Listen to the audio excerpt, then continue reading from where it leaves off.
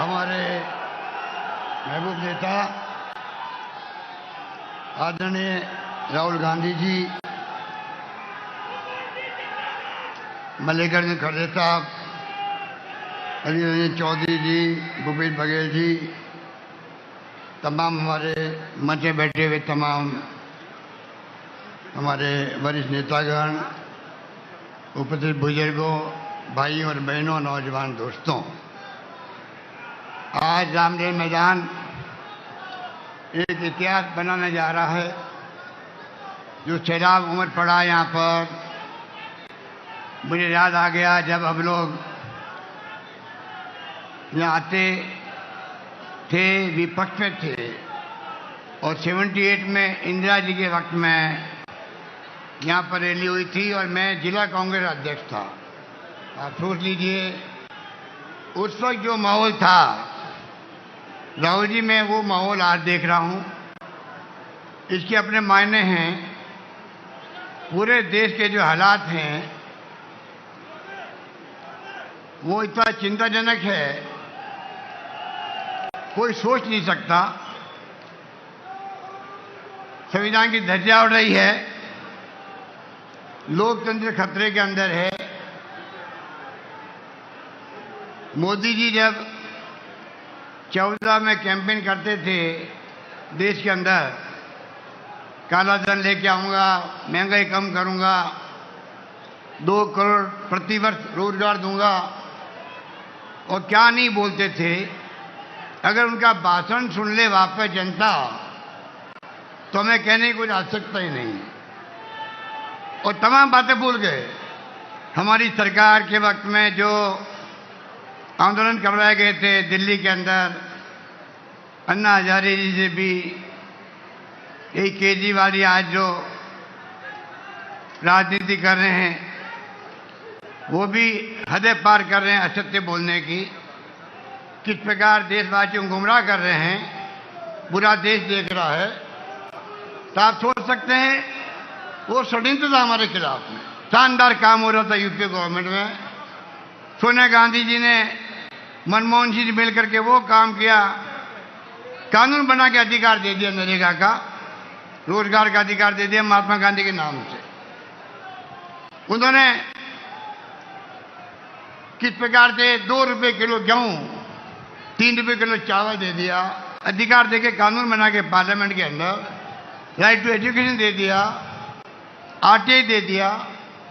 और एक माहौल ऐसा बनाया गया, जो लड़ाई हम लड़े थे आरटीआई के माध्यम से, ट्रांसपेरेंसी रहनी चाहिए। और उन्होंने 2G स्पेक्ट्रम, कोलगेट के स्कैंडल, ओशियन एजी साहब कहाँ चले गए, अब गायब हो गए। 1,76,000 करोड़ के घोटाले हो गए। ये षड्यंत्र करके सरकार को बदनाम करने की कोशिश की गई, उसमें वो कामयाब हो गए। पर सच्चाई कभी छिप नहीं सकती है। अब जो महंगाई की मार है देशवासियों पर, कमर तोड़ चुकी है देशवासियों की। मेरे पूर्व वक्तों ने बताया आपको, बेरोजगारी की तो हाहाकार मर गया लोगों में। जो रईसी नौकरी है वो भी जा रही है, और ये सरकार इतनी झूठ आधारित है। मुझे याद है 2019 के अंदर NSSO ने जो संगठन है भारत सरकार का, उसने आंकड़े निकालने का प्रयास किया सच्चाई का, बेरोजगारी का। मोदी सरकार ने रुकवा दिया। उस NSSO के अध्यक्ष को, चेयरमैन को, मेंबर को इस्तीफा देना पड़ा। पूरे देश के तमाम अखबारों ने संपादकीय लिखा इसके ऊपर। पहली बार आजादी के बाद में आंकड़े रोके गए हैं। और आप देखिए जैसे परिणाम आए मोदी जी के पक्ष में, और तमाम आंकड़े जारी कर दिए, कितना भयंकर महंगाई की मार पड़ी है, बेरोजगारी की मार पड़ी है। तो मैं कहना चाहूंगा, आप सब राहुल जी को सुनेंगे, इस सरकार की करने में अंतर है। ये सरकार मुकुटा पहने हुए लोकतंत्र का, इनका कोई यकीन नहीं लोकतंत्र के अंदर। ये फाशिस्टी लोग हैं, धर्म के नाम पे राजनीति कर रहे हैं, बर्बाद कर रहे हैं देश को। लोग चिंतित है, बोल नहीं पा रहे हैं। एजेंसियों का दुरुपयोग कर रहे हैं, ईडी का, सीबीआई का, इनकम टैक्स का, आतंक मचा रखा है। कांग्रेस मुक्त भारत की बात कर रहे हैं।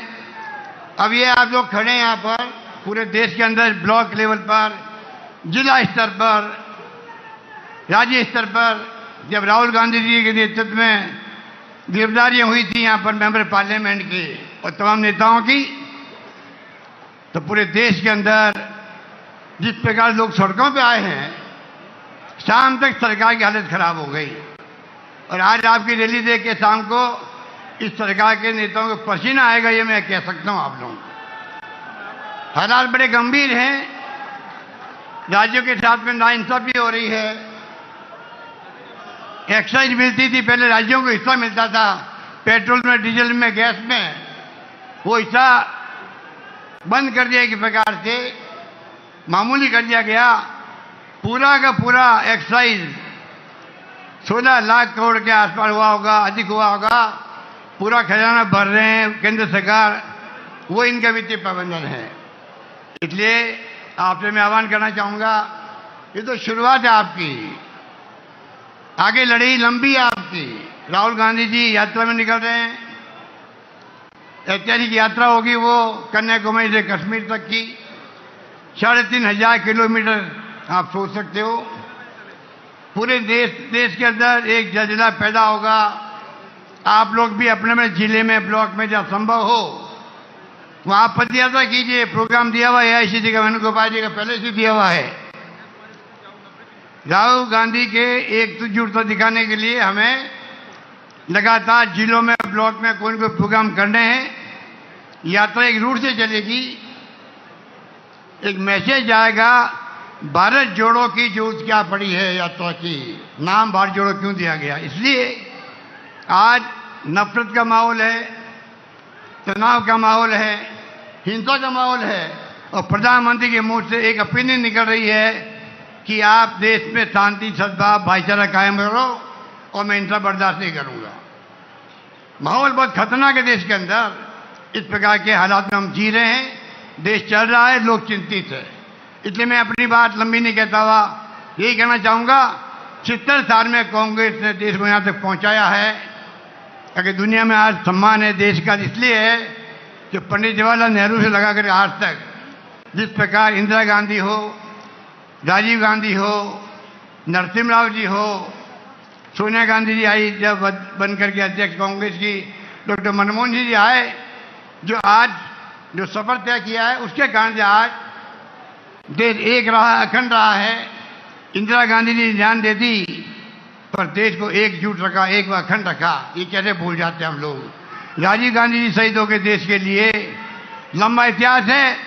पर हमारे नरेंद्र मोदी जी को कांग्रेस मुक्त भारत चाहिए।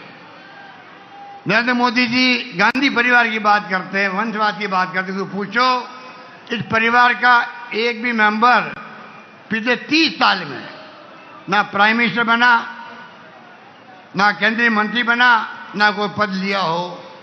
अगर संगठन में उनकी भागीदारी है, पूरा देश चाहता है, पूरे देश के कांग्रेसियन चाहते हैं, आपके पेट में दर्द क्यों हो रहा है मैं पूछना चाहता हूं आपको। इससे समझ जाइएगा कि इस परिवार की क्रेडिबिलिटी हाईएस्ट है कंट्री के अंदर, आपसे भी ज्यादा है। चुनाव जीतना एक बात है, प्रधानमंत्री एक बात है बनना, पर जो रेस्पेक्ट कमांड करती है सोनिया गांधी, इनका परिवार देश में हाईएस्ट है, उससे आपको तकलीफ क्या होती है? इसलिए मैं ये कहना चाहूंगा आपको लड़ाई में पूरी भागीदार बनना है, मजबूती के साथ में। अंतिम विजय सत्य की होगी और सत्य आपके पक्ष में है। यही बात कहता मैं अपनी बात समाप्त करता हूं। धन्यवाद। जय हिंद। धन्यवाद।